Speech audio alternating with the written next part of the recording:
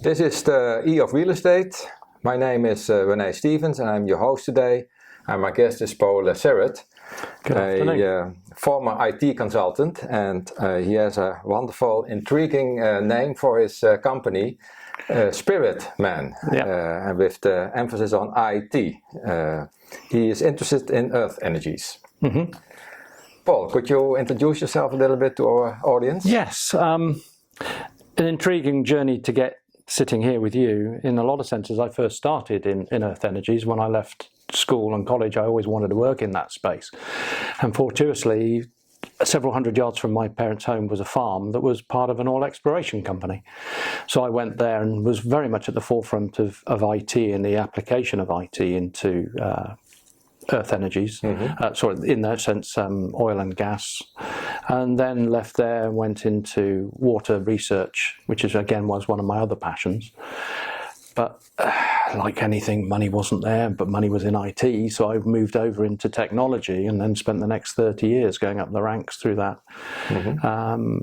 Traveling the world, presenting software, technology, working in business transformation, putting in big infrastructures for global organizations, people like WorldCom, managing the delivery of that IT across the whole of the state, across Europe, 13 countries. And then a sudden abrupt stop with swine flu and stopped me pretty much in my tracks. Told never work again and go and spend time with the kids, which is a bit of a leveler when you're about 46 years old and you're on this journey. And then in 2012, a crystal healer was introduced to me. I went more to placate my wife than anything else. Wasn't into that esoteric stuff. And suddenly she started telling me stuff there is no way she could have known. And she told us that we needed to get our house cleansed and to get this healer in. This healer came and basically said, you're about to go on the most amazing journey of your life. You're very evidenced and analytical. You need to start writing books, which I still need to get off my undo.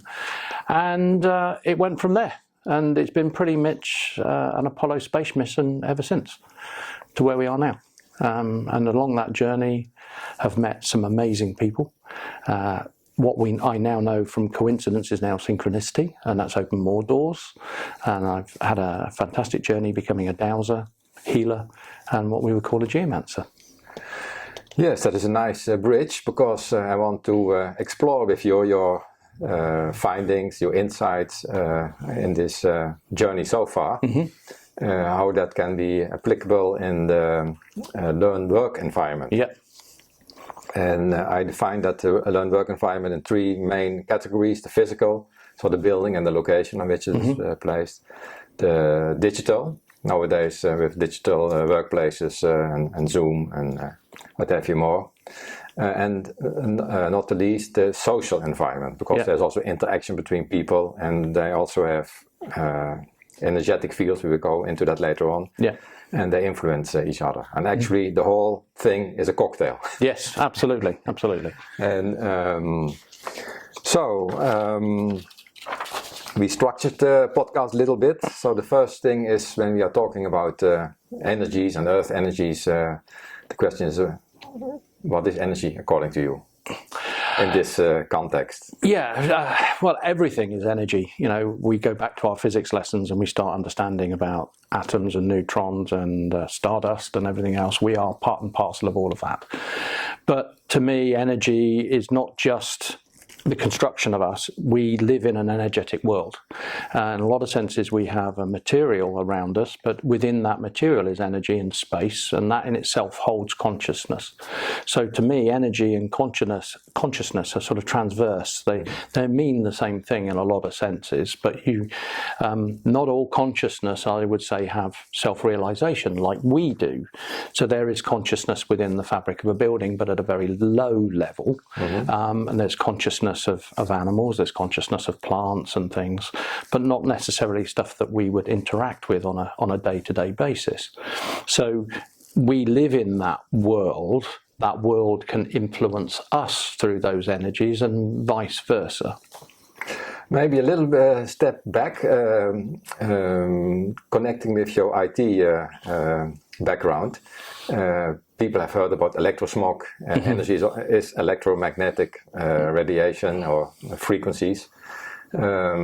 So maybe they think about, we live in energy. Is it electrosmog what he's talking about? Well, it's very interesting. In my journey into this dowsing healing space, it was very much explained to me about vibration and how that vibration translates, if we wanted to akin it to, is the Wi-Fi that's around us, the vibration within transferring of data or information and everything else. So that frequency, that vibration is where, in a lot of senses, that energy has an effect on us. Electrosmog or techno-stress or technopathic stress is one of those terms that defines a portion of it. Exactly.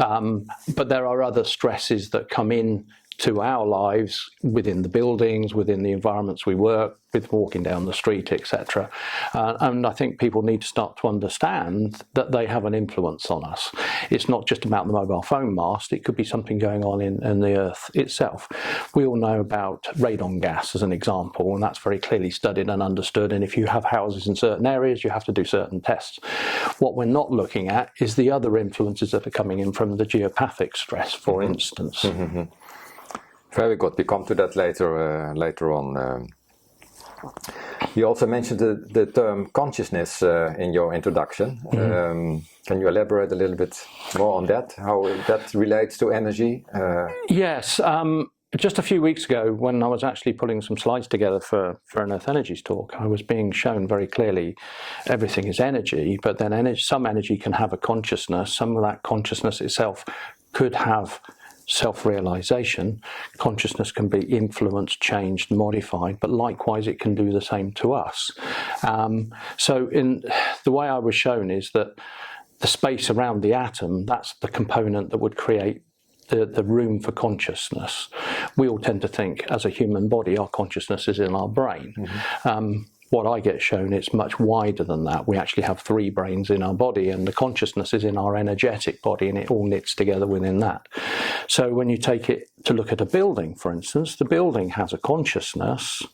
It's just not one that you talk to or anything else. It's one that you can feel or tune into.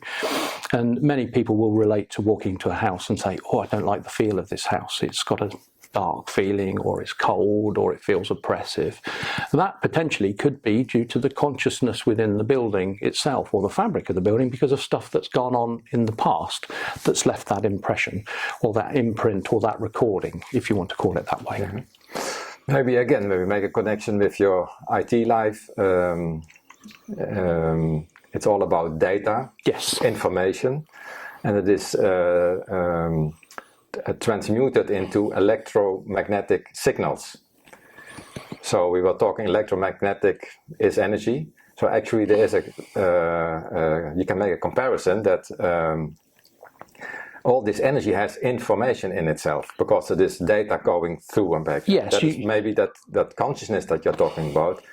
Could you use the term like consciousness cloud, just like you store your documents in the cloud? You could.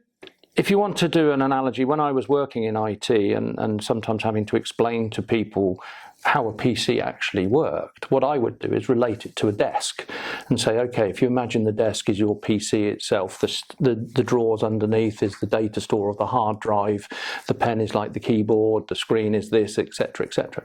So you could relate that back to a house. So if you imagine the house itself is the data store, the information is what's ever gone on in that house. There are things that go in, so you've got the electrical cable, you've got the gas and water, etc. So those, like your data cables, are bringing information in. So that data store, as you as a person will feel it, and it's more than just electromagnetic. They could be magnetic, they could be electric, there could be this other energies they're talking about, scalar energies, the sound energies, the vibrational energy of something that's gone in that room itself, and you'll feel it as a body, because we're extremely sensitive instruments. We just don't tend to realize that. Yes, true. That brings me to the next topic, balance and harmony. So when we can distinguish all these things, but how to balance them? Well, that's where skills like healers and dowsers bring those in. They are able to tune into those energies, tune into those consciousnesses, and use the tools that we have, be it through the knowledge we have or the energetic abilities that we have, or calling in the management, if that wants to be a word, to help rebalance those sort of things. So when I go into a property or a building, for instance, I'm tuning in to try and understand what's out of balance, go and find those areas and restore it. Now, it could be that there's an object in a room that has a memory, and that memory is percolating into the room and causing a disturbance. So it could be that we need to clear that object, or in one instance where I thought, well, I've got to clear this object, what I was actually being shown and told in my head is take that object outside and put it outside, and which is what I did. And the next morning the client phoned me up and said, we've just had the best night's sleep in that room in 37 years. So that object, when I actually looked at it, was a paperweight, and it had a glass vortex in the centre of the paperweight. What it was clearly doing was taking the energy of the light coming in, creating some form of energetic dispersal pattern in the room that was staying there through the night. When we took the object away, that pattern wasn't there, the energy in the room changed, and they were able to sleep comfortably. There wasn't some form of underlying hum, vibration, frequency that was going on. And in that sort of instance, it's quite extraordinary. Yes, indeed. Yes, you mentioned already that there is more than one stress. So yes, yeah. Maybe we can dive into that a little bit more. Yeah, we've heard of emotional stress and we've got physical stress. These are things that we relate to ourselves as a body, and that in itself can transmute into the building. If there's a room where there's a lot of emotional stress going on, we've heard the term divorce houses as an example, where there's arguments or there's always a pattern that's happening, and that pattern then gets impregnated into the fabric of that building. Now we've introduced a new one in the last 30 years, which is a technopathic stress, where we're adding technology, both in the home through Wi-Fi or decked phones or things like that, TV screens, etc. But outside of us, there's a much bigger environment that people probably don't really understand, where we have mobile phone masts, we have emergency services, the rail network has a mobile phone network, etc. They're all broadcasting. Then there's the military, and now we've got even more in the last year or two with more and more communication satellites coming in and everything else. But the one that people really don't understand in this country, and in a lot of areas, is the geopathic stress, what's actually going on in the earth. And at another level, the consciousness of what may be going on in that piece of land or in a wider area around that. Things like tithings, contracts that have been going on into the people and the houses. All of this builds up. It's a memory, it's a recording, it's a footprint, and all of these things can happen. Processional ways or sacred land where the house is built on. It had a role in one place, and that role's now changed. But that memory is still there, that energetic footprint, that geopathic stress. And sometimes I don't actually like the word stress, because that implies that there's something difficult going on. It could be it's just a memory. And what we need to actually do is find a new term to define that, so that we're actually able to release it and resolve it or understand it.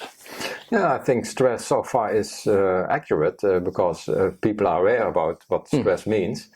And also employers are aware that people with stress, you have to take care of that.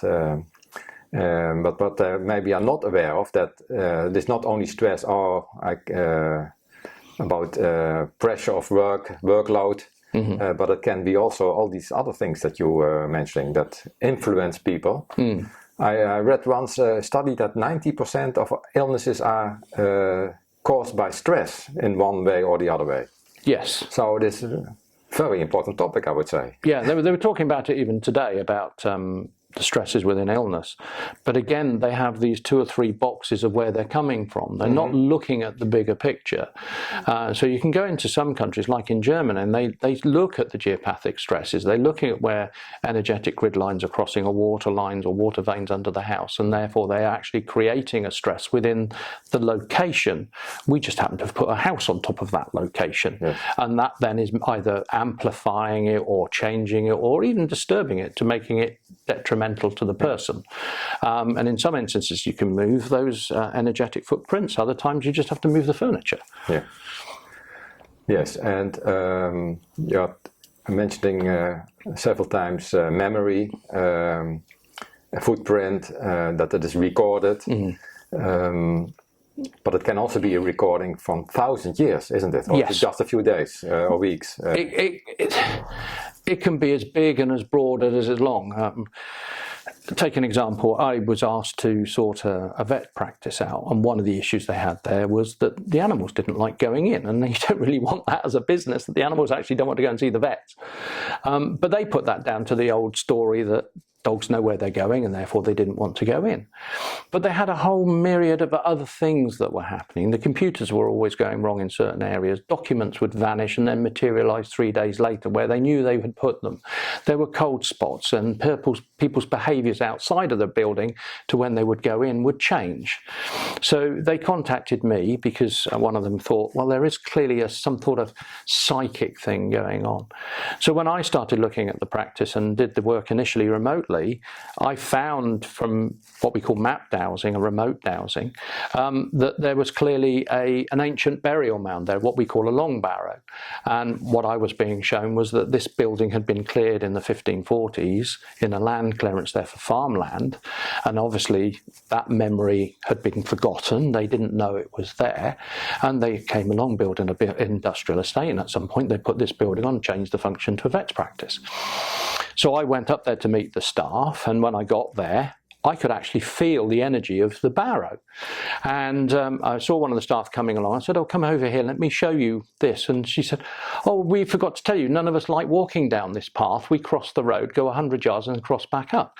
And clearly their intuition was telling them there was something uncomfortable here, which was the energy of the barrow. But they didn't know what it was, but I could feel it. And so we did the work to clear the building and the memory and understanding that, and understanding where the earth energy lines were going, etc. And so I sorted all those bits and pieces out. But then suddenly I was being shown that there was an elemental being sitting in the middle of all of this going, where's my home gone? You've got rid of the energetic home, but the physical home. And when I started communicating, it was a fire elemental being. Well, of course the dogs and cats wouldn't want to. They're very sensitive. They can see the stuff that we can't see. And clearly the dogs going into this building didn't want to go in there, which is why pretty much every time a dog went in, they had to hug it, take it into a certain room and have a nurse with the dog all the time, which was obviously eating into their own resources. So I then worked with him to send him somewhere else, a new home. And the instance I did all of that and stopped it, suddenly a car pulled up. The owner opened the door from the other side, the dog jumped out and ran to reception. And the receptionists with me go, that's never happened before. And ever since then, they've never had a problem with any animal. Computers have not gone wrong. Information hasn't disappeared. Documents haven't disappeared. And some of the other personnel changes that needed to happen happened. So the whole place now has completely gone into balance and in harmony, as I would call it, which was what is the outcome that was needed.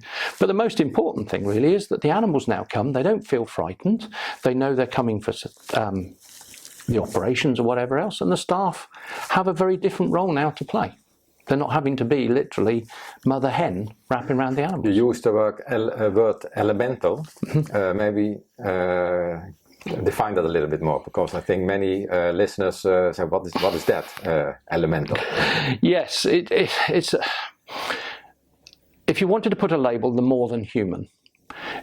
Around us is another vibration. A good way of explaining it is if you are stood on the outside of a pond and we look into the pond, we can see the surface, and anything close to the surface we could see swimming around, but we can't see the bottom because the bottom is dark and there's no light, etc. But the beings in the pond can see us, because we're on the outside, we have bright light behind us, different levels of light refraction and energy refraction and vibration, and therefore they can see us. So in a lot of senses, there is a world around us of other stuff. One label for one set of that is what we would call elementals. Okay. You know, in one sense, where do you think fairy nursery rhymes come from? Fairies, elves, etc., etc. And that was a struggle for me to understand right at the beginning of my journey. And I was talking to a dowser and I asked him, can you tell me the truth of what's going on? And he said, you can't handle the truth. I said, of course I can. He said, okay, fairies, elves, etc. exist. And the day you have a conversation with a tree, you'll believe me. And I went, yeah, right, okay. Sure enough, 2 months later, I had a conversation with a tree, which just changed my world. You could call it one of those aha moments. And then I started to understand. Now, I don't energetically see most of the time. I feel. I'm what they call clairsentient, but sometimes I'm clairvoyant. And I have seen stuff happen. But yeah, there is a set of energy beings, if you want to call it that are around us. There are many different myriads of forms. We don't understand all of them. Some people have a much better idea than others. And they relate to everything around us. Yeah, I can hear people thinking now, wait a minute, can that be measured? Is there an instrument to show me that it is true what he's telling there? In one sense, we could say dowsing. Dowsing is a fantastic tool, ability, skill. It's defined on so many different levels. And in a lot of senses, people don't understand how it works. The way I sort of tend to define it is there is an information store. It's up wherever you want to call it. A plasma cloud, a data cloud, whatever you want to be. We have a connection to that cloud, and by using dowsing, we're able to tune into that information and get answers, or we're able to tune into the environment that's around us. So we are a very sensitive instrument in our own right, and science hasn't caught up with some of these things now.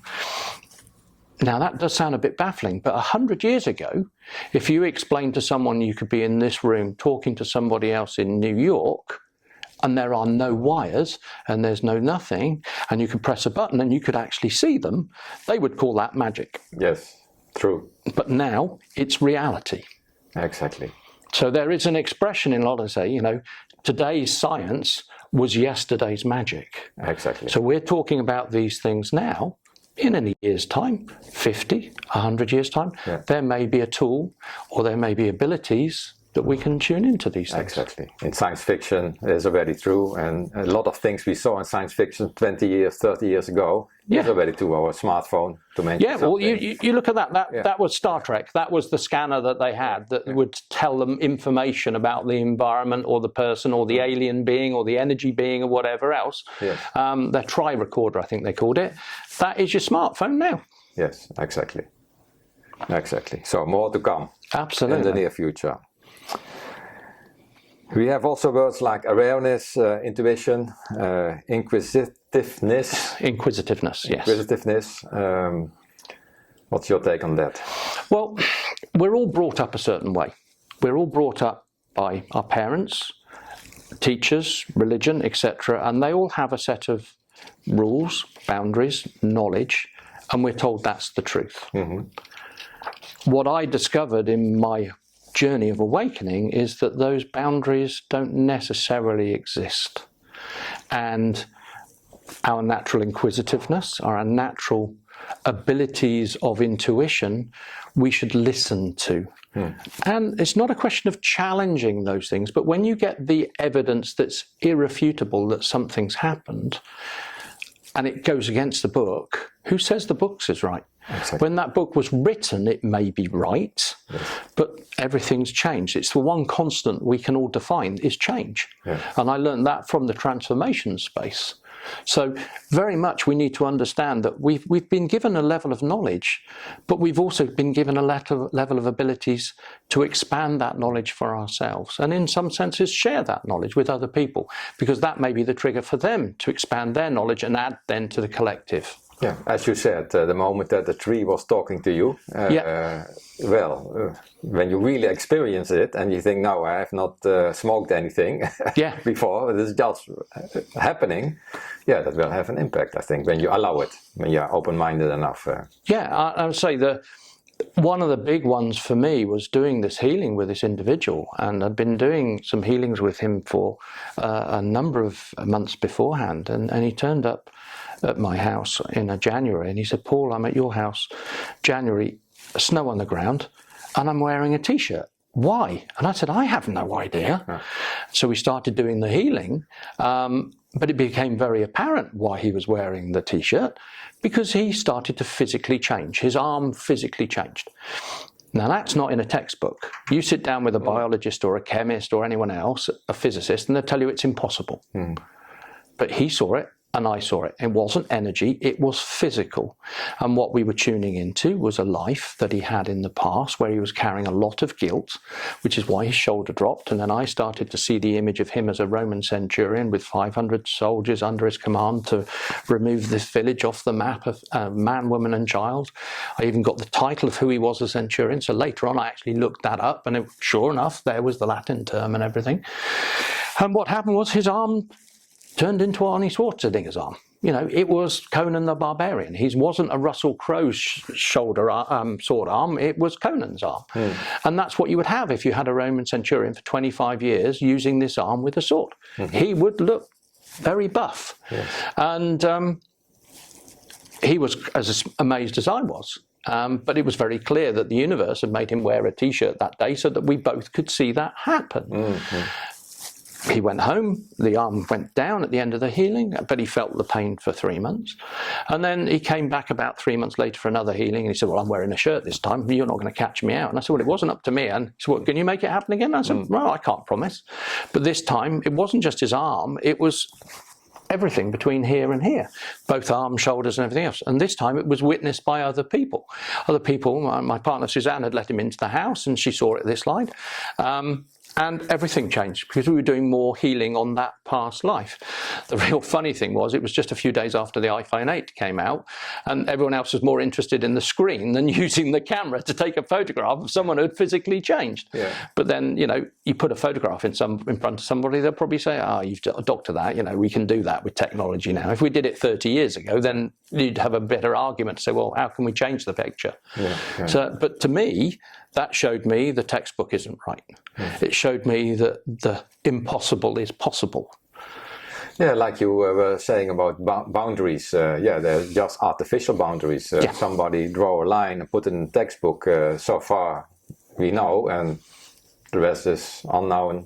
Nothing. So stay open-minded. There's no limit. No. Maybe something about the social impact of these factors that you are mentioning on people. Can you say something about that? Well, again, if you've got, let's say, a hall, and people are using that hall for education, or they're using it for presentation or something like that, but there's a memory in the ground in that hall that makes it uncomfortable. If people start feeling that uncomfortableness and the word then spreads, people won't go to that hall. And people will be standing, well, I'm doing this amazing talk, giving this amazing information. Why are not people coming? So, and again, you've got a consciousness or a memory or a recording that is affecting the fabric of that space in there. But likewise, you could have somewhere else that is full of light and joy, and everyone loves going there. And you'll find that when there's a talk, people will come out of that and go, I've had my aha moment. And that itself could be the memory of that building or the fabric of the land or something else that's happening that will have that positive effect. Yeah, I think that most people can relate to that they have the experience that in some buildings you say, oh, no, this feels not right, out again. And other buildings are, wow, this is the right vibe, and I want to stay here. I had an example recently where I went to a conference centre for a conference, and within half an hour of being on the floor, I started having a headache. And I couldn't stay in the room. I had to leave. After every talk, I had to go outside for 10 or 15 minutes. And it was allowing me to clear. And I thought, what's going on here? So I tuned in and I found that I sensed that there was a lot of technology in the building underneath, data center, etc., etc. But underneath in the ground was a very powerful energy line that was running through to a very sacred site, the other side of the building. And there was clearly an interference going on between the technology and the geopathic underneath, which was creating a massive stress. So you could call it a technopathic stress and a geopathic stress all at the same time that was being amplified. Yes. And when I started to talk to several other people in the room, they were going, yeah, well, we've got headaches too. And I said, well, if you come outside, ground, clear, then you'll go back in. And they found that that process was working, or they'd come out of the room and go somewhere else for 10 minutes and come back in. So again, you know, from a learning point of view, that was having a tremendous effect on everyone there. Yeah, but it's still a very important part is believing is seeing, or seeing is believing. I think many people say, well, yeah, could be, maybe, but we also were not aware about, for instance, asbestos. Yes. That was the thing, and I think, oh my God, what have we do now to get rid of it again? So this could be easily something that most of the people are not aware of yet. Although they can sense it if they are sensitive. Yes. Or they sense it, but they don't have no clue where it's coming from. Yeah, well, that's been part of my journey. My dad taught me very much seeing is believing. My mother was a school teacher, and my dad was working in that analysis space within electron microscopy, etc. So they were working with facts, figures, boundaries, and evidence. But what I've learned on my journey, actually, it's the other way around. Is believing is seeing. And it's been a shift, and it's been a difficult shift to go through, but that's how I work now. Yeah, I can imagine that. Does it feel like losing some ground, some foundation when the shift, because your whole belief system is built on that facts, and then all of a sudden, yeah, it's different. Yeah, absolutely. And part of that journey is quite a struggle, because your whole framework goes. Everything you thought was the truth and the belief actually doesn't hold water. And so suddenly other things happening. So when this guy physically changed, you're getting a bang, but then you're getting the evidence for yourself that it does happen. So all the way through is I've had to rejig my framework, and I now have a very different framework. And what I try and do in one of the parts is that consultancy is help people re-establish their own framework. I say to people, you know, I'm at the end of the telephone. You ever have a question, you just give me a call, and I'll try and help you, because that's one of the things I think that we need to go through in humanity is that shift. And we start doing that shift, and that framework will start to help us in so many different ways. That's part of the education that we need to go through. And starting to understand how buildings work and how geopathic and technopathic and all these other stresses, that's part of that framework shift. And that framework shift needs to happen across the whole of society in a lot of senses if we want to really benefit from this stuff. Yeah, that's indeed a challenge, because as you know by yourself, but for the listeners, that I think there are a lot of people that will freak them out when something like this happened. All of a sudden they see something that does not fit in their belief system. Yeah, absolutely. And well, you can be, oh wow, interesting, or just run the other way. Yeah. Well, one of the ones, my kids call it my party trick, in the sense that I do a load of energy work every day. I do Qigong and stuff like this. And one of the things they talk about is the only way you can push or move things is by physically touching it. But I'm able to push people over from several feet away. And I do that to show them the impossible is possible. And sometimes they really freak out. How did you do that? Yeah. They knew what you were doing. And I said, well, they're facing away. They can't see me. And you can see when I do that, they move. And I say, but you can do this too. And then I show them how to do it. And then they do it. And then suddenly you see the light bulb go off. Yes. That, oh my God, I'm more than what I thought I am. Yes.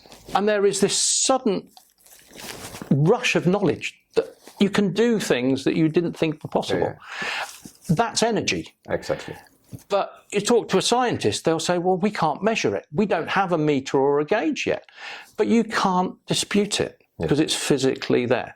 And I think one of the challenges within the educational establishment is to find ways that we can start to measure this and harness it and use it for benefit. Exactly. That's completely true. I wanted to say something, but it slipped my mind.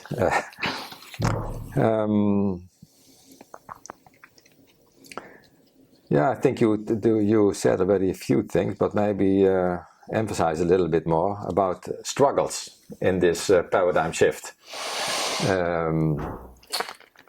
What have been your biggest struggles or challenges, and with what we have discussed so far, and have you overcome them, and so yes, how?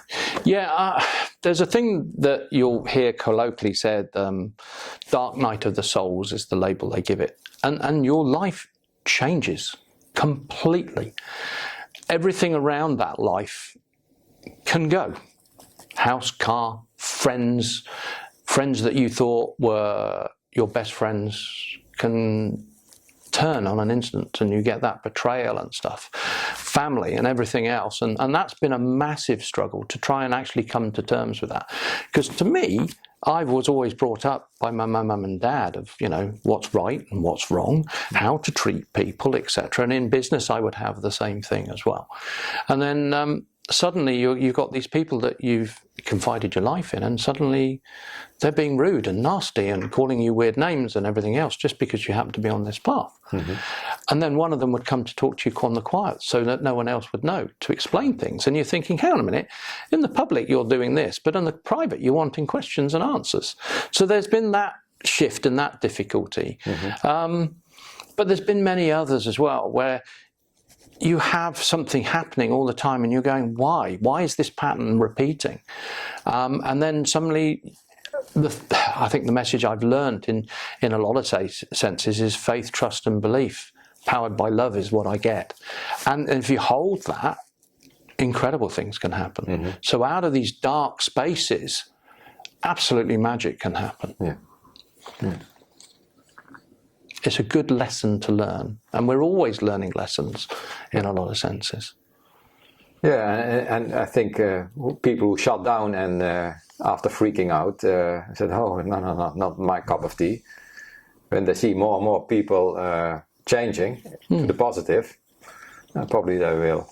Yeah. Come in the back and ask you questions, tell me. Absolutely. And I mean, some of the things that I've seen, some of the things I've done, if you'd told me right at the beginning that they were possible or I'd even be doing them, I would say, send me off to the funny farm, so to speak. Yes. Because, I just didn't think they were possible. Mm-hmm. But when I look back at my journey, and it's interesting because having a background in program management and project management, I've always wanted to know to get from A to C. I know I need to go via B. Mm. But actually in this journey, you go through this awakening and starting to understand all this stuff, you don't get that. Mm-hmm.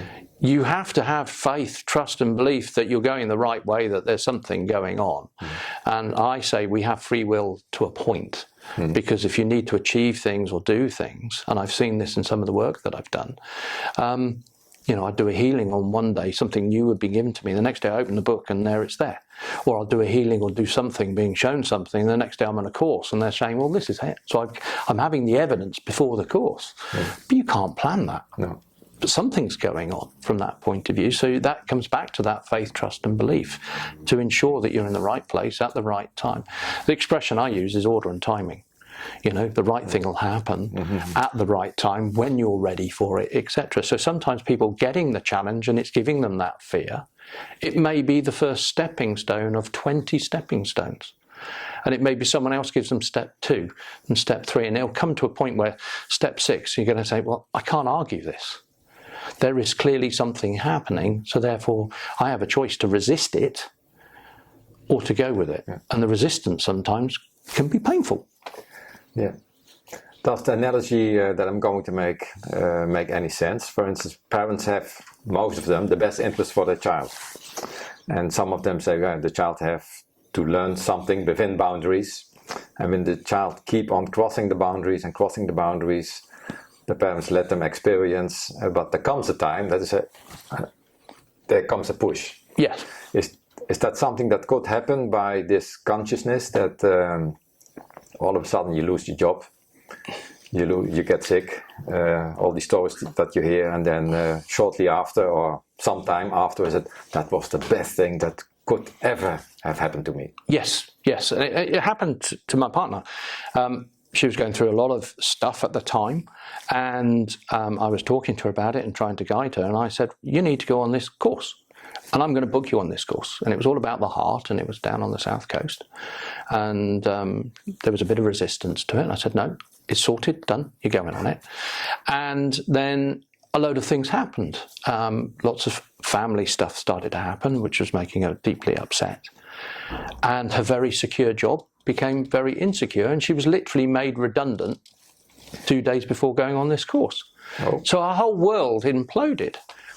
And I just said to her, don't worry, faith, trust and belief. This is all meant to happen. Get on the train, go there, and use the train journey to let everything go. Because that's what's meant to happen. Do the course, don't talk to anybody, just focus on you, no one else. And let's see what happens. It's transformative for her, absolutely transformative for her. And when we caught up at the end of it, she said that train journey was absolutely that. She said, I just felt like everything was falling away. She wasn't made redundant in the end. It was just the role was. She was retained in the company, got a better job, better promotion. Everything else started to sort itself out. But it was going through that dark night of the souls in a lot of senses, to lose everything, to gain everything. Yeah, I heard a similar story many times of people I really know. So that's not just on TV or in a book, but real life stories. I also heard the concept that when energy is in a place, it occupies that place.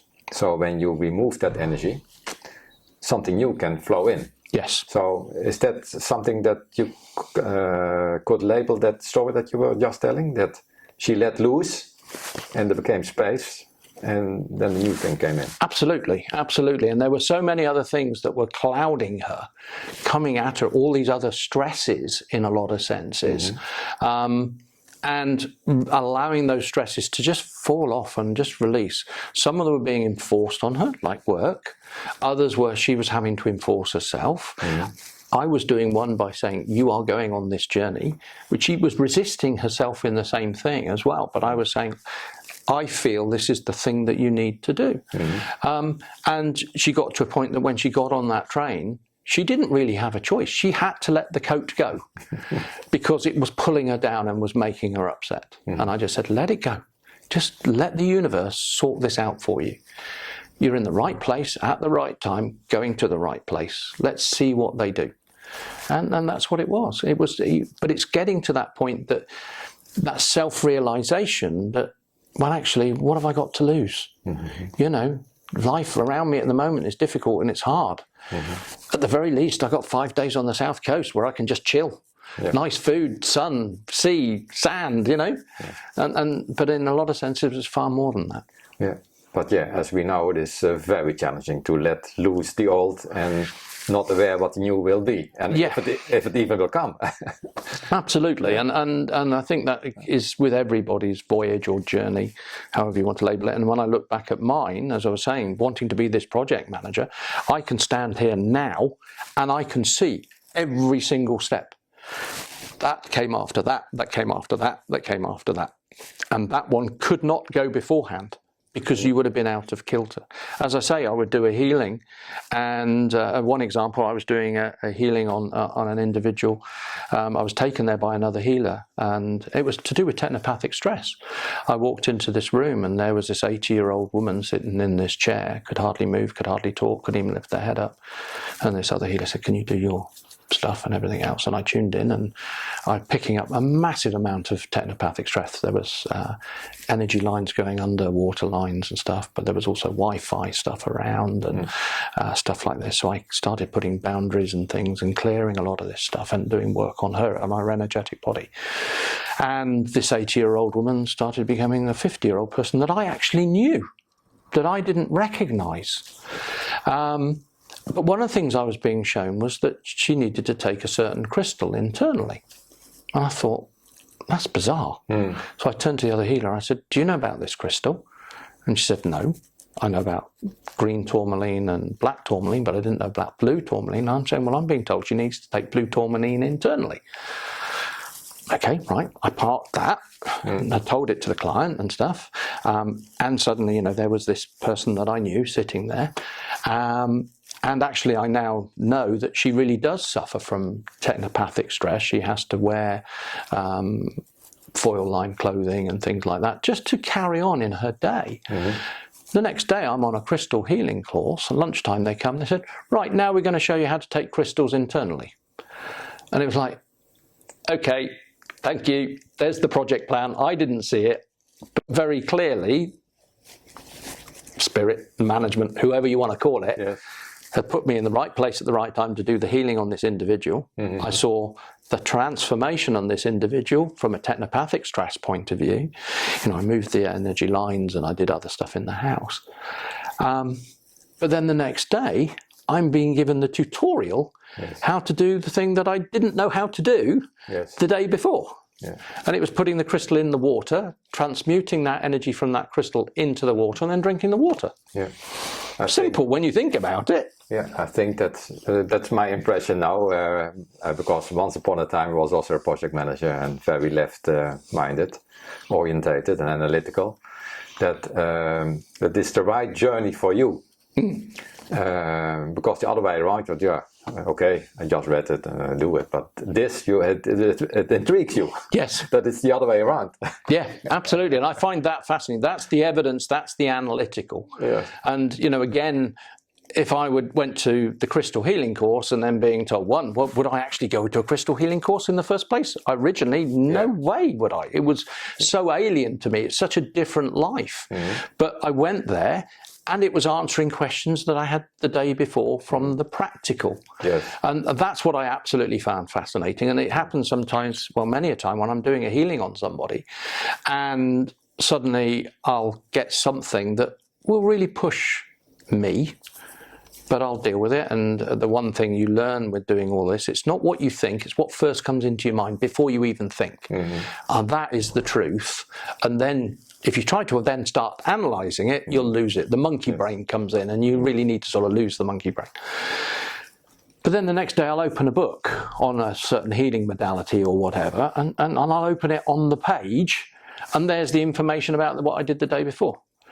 You can't make it up sometimes. You just it's there in front of you, and you just got to think, okay, I'll go with it. That is the truth. And it builds confidence over time, for absolutely, sure. Absolutely, because then it reestablishes to yourself that when you get that first thought, it's not so bizarre. But I try to say to everyone, that first thought, no matter how bizarre it is, go with it.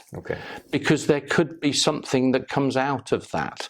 You may not understand what it's about, but when you talk to the individual, or you're dealing with the house or the land or whatever else, it may be their aha moment. So don't hold it back. Talk about it. Yes, that has a nice bridge to the next one. Are there main things that you know at this stage that you would have liked to know when you were 21? Said, oh my God, when I would have known that at that age, what would that be? Falling hurts. That's one of those. But again, it's trying to understand that we are on a voyage. We are on our own journeys of discovery. Everything happens for a reason. And sometimes you don't see that reason for many years. And then doing that. And it's really, the word I say is getting into the flow, having that faith and trust, and sometimes seeing it. It could be a really simple example. A couple of years ago, I wanted to talk to my friend Emma. And I thought, well, I'll give her a call. Then I forgot about giving the call, but I knew I wanted to see Emma. Put the dog in the car, drove up onto the common, pulled into the car park, opened the door. Just at the same time, Emma had pulled in and opened her door in the car next. And she goes, I want to see you. And I'm going, I want to see you. Now, even from a project manager point of view, you couldn't have organised that from 2 different locations to the same car park with all the traffic and everything else to open the doors at the instantaneously same time. That's synchronicity, if you want to call it. Some people say, it's a coincidence. But when that's happening once, you could call it a coincidence. Indeed. But when it's 40, 50, 60, 70 times, you have to go with it. So that's one of the things I would say is a very big lesson. If I would say to anybody at 21, just go with the flow. Try and feel. Try and let go a little bit. We all have worry. Where does it get us? I think actually as young children, we all had that. Somehow, I think our educational system beat it out of us to act like that, and some parents also. But we had it as children because they just, without fear, step into something, most of them. And that brings back a massive lesson I had when I was a kid. We're all grown up, and you're absolutely right. Our parents are out there to protect us and look after us, and they have their own fears and their own boundaries from their own upbringings and everything else. And at the age of 5, 6, I was a monkey. I was up trees 70, 80 foot, up at the top of oak trees and yew trees, and I loved it. And I would lie on a branch and I would be at peace. I just felt it. I didn't try and have the analysis or anything like that. At 7 years old, you don't. You just want to be somewhere where you're comfortable and happy and everything else. And I was. And this one day, my parents said to me, we're really concerned about you climbing trees. We see you at the top of these things, and we're really worried you're going to fall out. And then you're going to hurt yourself, and you're going to kill yourself, and we don't want that. We love you to bits, so don't climb trees, please. And I went, okay. Sod that. I'm a 7-year-old boy. I love being up in the trees. I'm happy. So, of course, I went several weeks later. I'm up in the trees with my mate, doing an impersonation of a sloth from one tree to another along the branch. The branch breaks. I fall probably 15 foot backwards, going down. I hit a broken branch like that, and it hits me right in the middle of my spine. I then fall another 15 feet and hit the ground. And by rights, I shouldn't be here. I couldn't breathe. I could feel my spine up like that, and I couldn't feel anything from there down. And yes, I was frightened, but somehow I had the presence of mind to put my hands here, press really hard while I inhaled. And I felt this great crack and pain, and suddenly I could feel my legs and everything else. My mate Steve came down. He said, Paul. I said, Steve, shut up. Don't tell anyone. I swear to secrecy, because I shouldn't have been climbing trees and everything else. And it took me about 10 minutes to get myself together. I somehow got up off the floor. Steve took me home, and I just didn't tell anybody. And I snuck pillows from the house and put them on the wall on the side of my bed, and that's how I slept on the side, because it was rocking painful. But in my head, I didn't comprehend that I actually physically hurt myself. I had, but I didn't know the level of damage. And then over time, you forget, you recover, and it just disappears. So then through the secondary school, I was pretty fit. I was in the rugby squad. I did karate and squash and everything else. And then in a judo throw, I was twisted. And we were doing shoulder throws, and he did an overhead throw. So I landed on the floor, on the mat, bang. Ow, this hurts.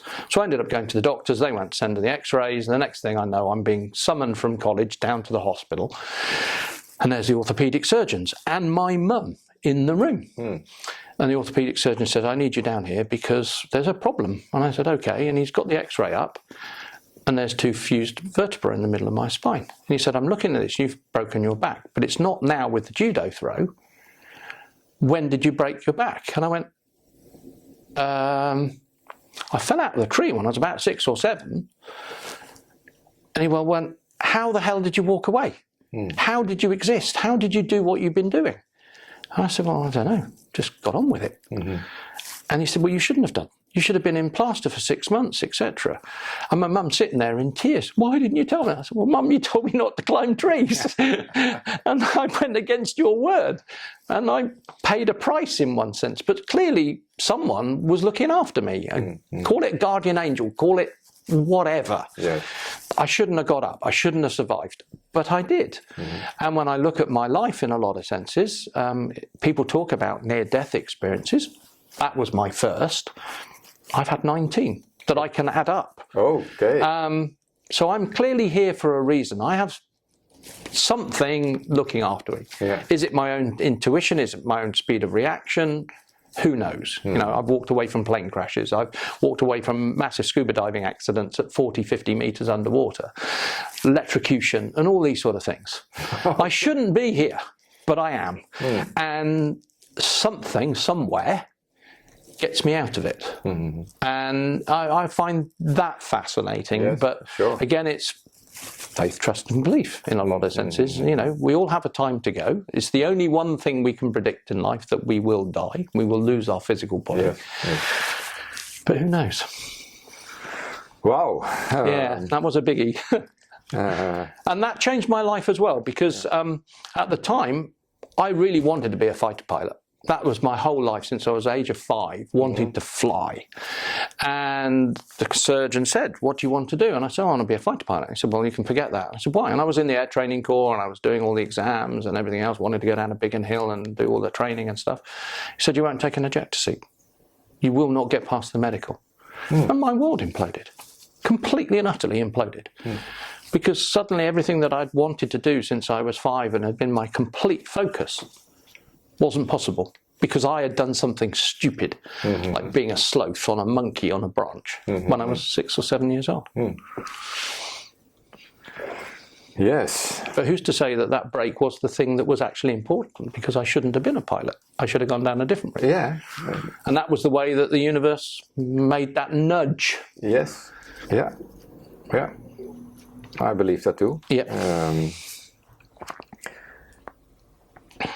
There were some aha moments also you had. Yes. You mentioned too. Yeah, and they're fascinating. And I think the first one was really pushing that boundary of knowledge and removing that boundary. You talk about meeting somebody, and I'd met Emma at a meditation class, and I saw her photograph in one of our local magazines, and I thought, I need to meet her, I need to go and see her. And I saw she was having a meditation class, but that was alien for me to go and do. But I plucked up the courage, phoned her up, and she said, oh, it's here. And I went to the course, to the class. And then on the third class, at the end of it, she came up to me and said, you're a healer. And I went, what's one of those? And she said, well, it's this, and it's this, and it's this, and this. And I'm done pranic healing, and you need to learn this method and everything else. And I went, that's all well and good, but you know, I haven't worked since I had the swine flu. I don't have that spare money. It's just not going to happen. And she said, no, you don't understand. I've already booked you on the course and I'm paying it. And I went, what? And she said, no, this is my gift to you, and I feel being shown that this is what I needed to do to help you on your journey. Which was incredible, knowing this person for 3 weeks, and that was it. Now she's a lovely friend of mine. And sure enough, I went on this course, and we're sitting there and we're being told all this stuff, esoteric stuff about the energy body and everything else. And they say, right, well, we're going to put it into evidence now. They talk about this thread that we all have going from ourselves up. And, you know, the Indian mystics talk about it, and all the different other esoteric healing practices and everything else talk about this silver cord, as if you want to label for it. And I went, yeah, right, rubbish, you know. That doesn't exist. And so they sit us down and they tell us how to feel it and energize our hands. And then we're paired up with the person next to us, and sure enough, you put your hand over their head and suddenly, oh my God, I felt something. It's like a hair. And the person shimmered. He went, ooh. And it was like, okay, so we then swap roles and we do that again. And then they ask us to do, I think it's the Lord's Prayer. And so we do that again. So it's stronger. And that was like a, oh my God, there is something in this. I can't see it, but I can feel it. I can feel it with my hand when I put them over the top of their head. But likewise, when they do the same to me, they can do it. And we then will get in other people and trying it around and stuff like that. And that was a real case of, that boundary's wrong. That piece of knowledge that I've been taught for 30 years is wrong. We are more than what we just have as a physical body. There's more going on. And that really was like not just an aha, it was, I want to know more. Yeah. I think you to bring it back to daily life, electricity You can also not see. No, But absolutely. when you put your fingers in the socket, You know about it. you can feel it. Yeah, and that, as I say, when I got that electrocution when I was working in the butcher shop as a kid, bloody hell, I knew about it then. Yeah. But I was wearing DMs and they saved my life. And I was stood on a metal manhole cover in water. One hand on one tap, one hand on the other, and somehow all the metal in the shop had gone live. And I've been telling the butchers all day. And they say, oh, you're a wimp, Paul, and they could pick up the sides of beef and everything else. But when I screamed and collapsed, they went, oh, we better get an electrician in. And the electrician came in and started putting his tester, and he was going, everybody out, this shop's shut. And everything was live. But, you know, that was part of my electricity experience in that sense. Yeah. That was an interesting one. Yeah. And you had another one in Mexico? Yeah, we'd gone over... with my partner, we were on her work do, and we had a couple of days off, and we decided we were going to go to Chichen Itza, the Mayan temple complex, and it's an actually amazing place. And on the way, we're on this bus journey, and we picked up lots of other people from different hotels, and the bus driver's talking to us, and he says, well, we're going to stop off in the village just outside, and we're all going to meet this Mayan shaman. And he's going to pull 4 of you out, and he's going to start talking to you about all this sort of stuff. And he had been telling us the magic and knowledge of the Mayans, this number system and everything else, and the healing that this shaman had done on his own son, which he said was quite incredible. Now, my partner was concerned in one sense that she didn't really want her work colleagues to know that I did woo-woo, as she would call it. And although I'd been helping one of them the day before with healing, and they were with me, she'd sort of parked that, but she wasn't really happy that everyone else knew that I did this weird stuff. And so enough, we pull in and we go and meet. All 50 of us are in this group, and the Mayan shaman comes out with his priestesses or whatever else, just like an ordinary blow in t-shirt and jeans and everything else. Yeah. And then he pulled these 4 people out and started talking about them, about their lives and everything else. And you could see real aha moments for these individuals. But I stood at the back there, and I'd done what I was advised to do, which is just keep out of the way, and I was at the back. And I thought, this life's a dream. If I am who people keep telling me I am, then he would have seen me. But he hasn't. He would have pulled me out as one of those 4, and he hasn't. But then there's also the other thought process, well, is he actually as good as he talks about? Is he really this shaman? Has he just pulled 4 people out, and he's got a script, and these 4 people are planted and everything else? So your brain goes through that whole analytical belief, don't believe, etc. I recognise that. Yeah, and the guy I did the healing with the day before, he's going, why hasn't he seen you? Come on, Paul, surely you're this person. And I was going... And my partner was quite relieved, because then she didn't have to explain to her work colleagues that were in the party that there's this partner who does woo-woo. Yeah. And suddenly the shaman stops. And through the translator of the bus driver, he says, actually, everybody, I need to call the truth shaman forwards, who's holding the energy for all 50 of you. He then hauls me out. And that was like, okay, I can't argue this. There is clearly something in me, call it what you will, destiny, an energy, a vibration, a past, whatever.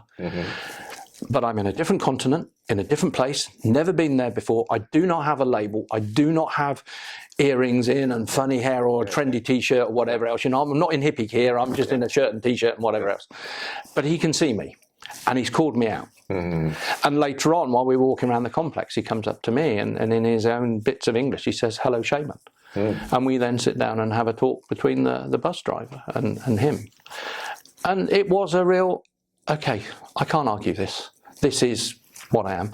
And for my partner, it was an aha for her, because it was, he does do woo-woo stuff. He does do this stuff. And actually, her work colleagues were there. When we got back to the hotel that night, I couldn't move from the bar, because everybody wanted to talk to me about what I did and how I did it and why it worked.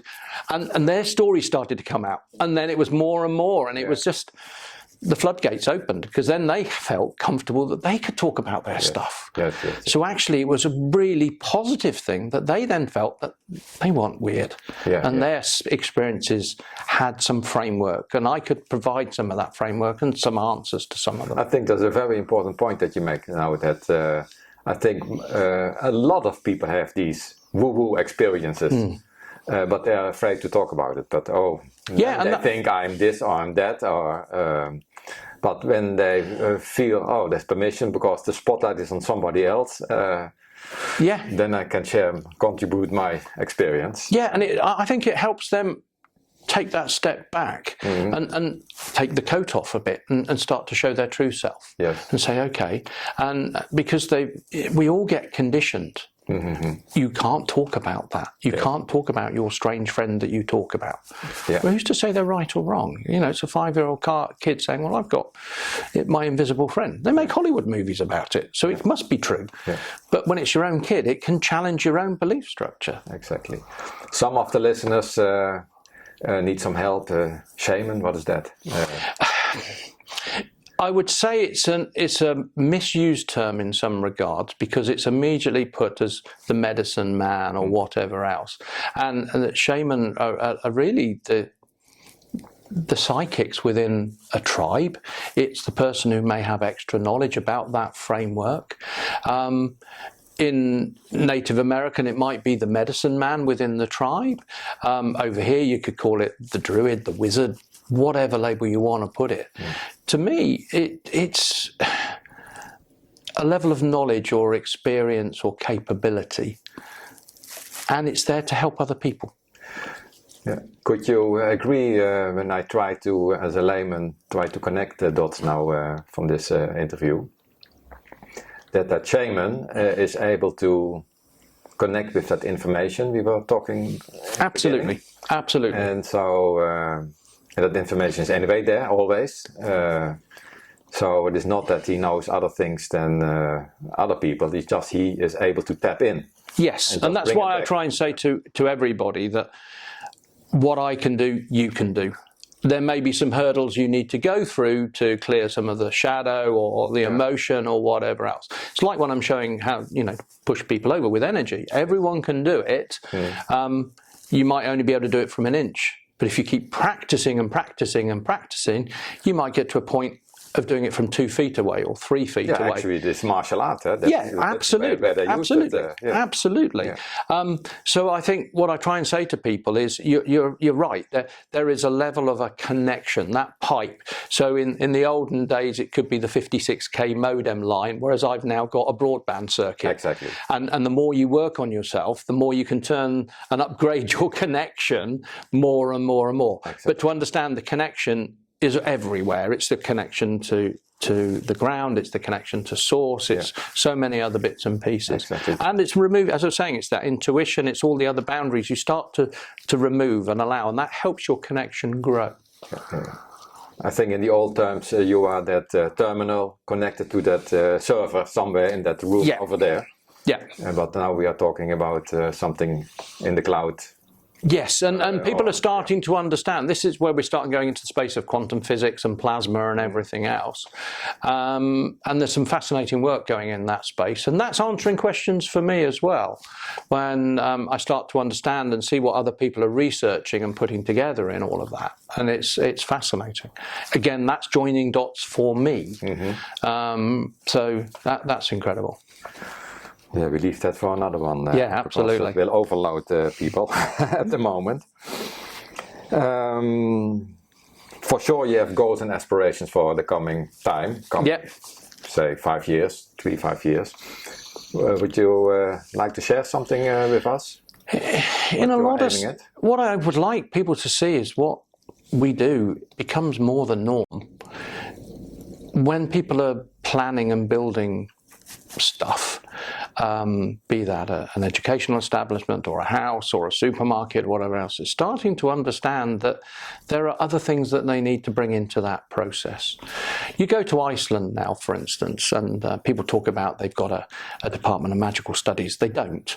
But they know that when they're doing certain things, if they don't bring in people like me, clairvoyants or mediums or whatever, strange things can happen.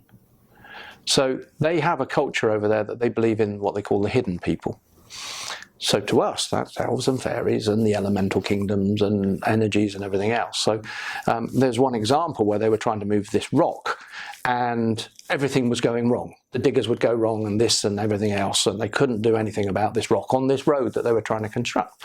And sure enough, the government said, right, you need to go and get the clairvoyant in and see what's going on. And they found that they believed it was a hidden person's house. But they picked it up, moved the rock, doing all the necessary ceremony and reverence. And those are important words that we need to bring in. We need to bring in reverence in what we do in our lives.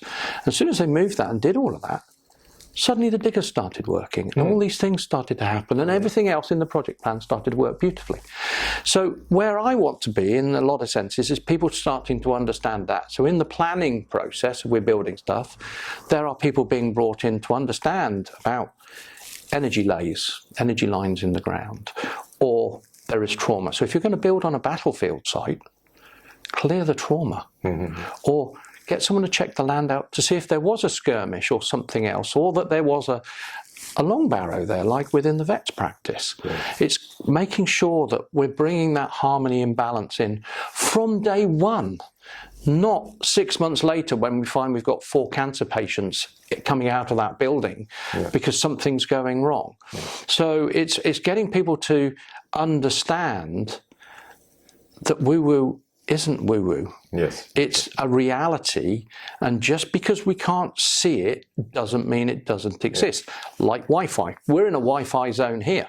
We can plug in with the computer and we can talk to someone in New York because we've been shown and we know it works through our own evidence.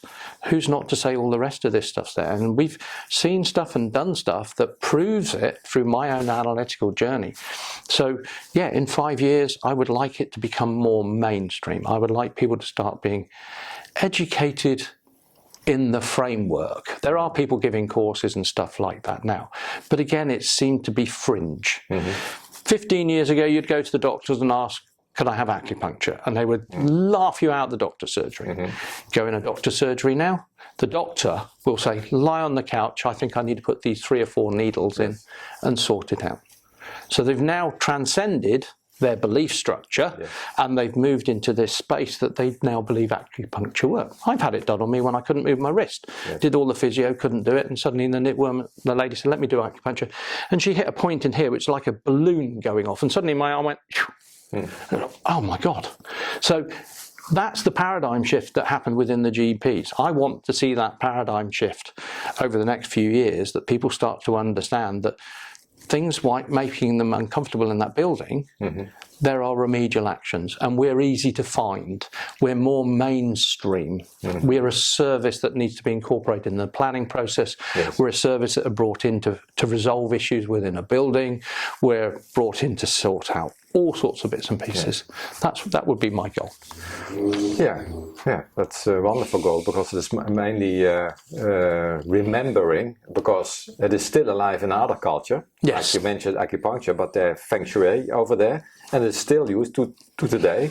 And I heard even stories that Japanese or Chinese companies who wanted to build something over here in the West, they insisted that there were a person like you first clearing things before anything of construction work could start. Well, that brings back some memory to when I was working in IT, and we were at a business park called Stockley Park, just outside of Heathrow, between Heathrow and Uxbridge. And it was a very busy Japanese business park. The problem was, before the Shinto priests went there, they put the fish, the koi carp, in the lakes. That's a no-no, according to them at that time. So they had to take all the koi out, fly the Shinto priest in, because Toshiba and various other big companies were there, do this blessing, and then put the fish back, because that was then bringing in luck. So again, back then, this was what, 30 years ago? And even in the old days, say beginning of this century, architects were known to be dowsers. They checked the land before something was constructed over there. Well, we have that now today in Ireland, for instance. They'll put the animals into the field and see which way they go, and then they'll build accordingly, because the animals are following the fairy trails. And people go, yeah, right, okay, fairy trails. And 10 years ago I said, yeah, right, fairy trails, what are you talking about? But now I'm going, well, actually, I'm picking that stuff up. Example, I was doing work on a house, in a house, and I was going, I can see why this room's uncomfortable, because you've got a funeral route coming through. And I said, I don't know why you've got a funeral route, because when I've looked at all the maps, there's no churches around here. But there is clearly this path of consciousness of funerals and churches and everything else going through here. And they laughed. And I said, why are you laughing? They said, because you don't know that next door used to be the church. And it was taken down 40 years ago before these houses were built. And sure enough, that was the alignment. So we removed that. Things got better in the house. Right. But again, you know, that's the spirit path, that's the fairy path. That's consciousness existing in that space. And it doesn't have to exist in the physical. It could be in the ether, it could be in the air, it could be in the energy that's in that space. Well, Paul, that was a fantastic interview. I think this will help you in your ambitions. I hope so. That people can hear a little bit more about the background and things that is going on. And certainly you should write a book. It was said to me right at the beginning, and I have been told so many times, write your journey, because then it will help people understand a normal IT bloke, 45, 50, and suddenly going down this very path.